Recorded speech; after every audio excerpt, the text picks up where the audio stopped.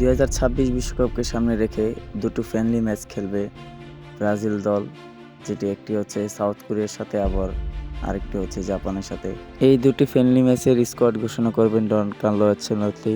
তো কেমন হতে পারে এই স্কোয়াড, চলুন এক নজরে দেখে নিই। ব্রাজিলের হাতে আর বেশি একটা ম্যাচ নেই, তাই খুব দ্রুতই স্কোয়াড ঘোষণা করতে হবে ডন কার্লো আনচেলত্তিকে। তাই দেখা যাক এই স্কোয়াডটি কেমন হতে পারে ব্রাজিলের সম্ভাব্য স্কোয়াড।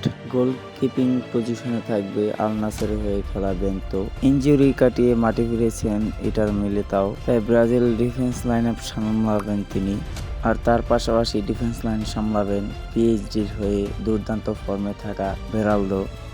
রাইট ব্যাক হিসাবে উইসলিকে রাখতে পারেন কার্লো আনচেলত্তি, এবং আর্সেনালের হয়ে দুর্দান্ত ফর্মে থাকা গ্যাব্রিয়েল ম্যাগালেসকে রাখতে পারেন। মিডফিল্ড পজিশনে ব্রুনো গিমারেজকে খেলাতে পারেন ডন কার্লো আনচেলত্তি, এবং অ্যাটাকিং মিডফিল্ডার হিসেবে পাকুয়েতাকে রাখতে পারেন। ইনজুরি কাটিয়ে নেইমার মাঠে ফিরেছেন, তাই অ্যাটাকিং মিডফিল্ডারে নেইমার জুনিয়রকে রাখতে পারেন ডন কার্লো আনচেলত্তি।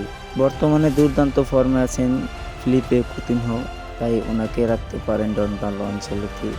লেফট উইঙ্গারে রিয়াল বেতিস হয়ে দুর্দান্ত ফর্মে আছেন অ্যান্টনি, তাই অ্যান্টনিকে রাখতে পারেন লেফট উইঙ্গারে। নাম্বার 9 পজিশনে খেলাতে পারেন আল হিলালের হয়ে দুর্দান্ত ফর্মে থাকা রোনালদোকে। আপনার মতে কেমন হতে পারে এই ব্রাজিলের স্কোয়াড, অবশ্যই কমেন্ট করে জানাবেন। ধন্যবাদ।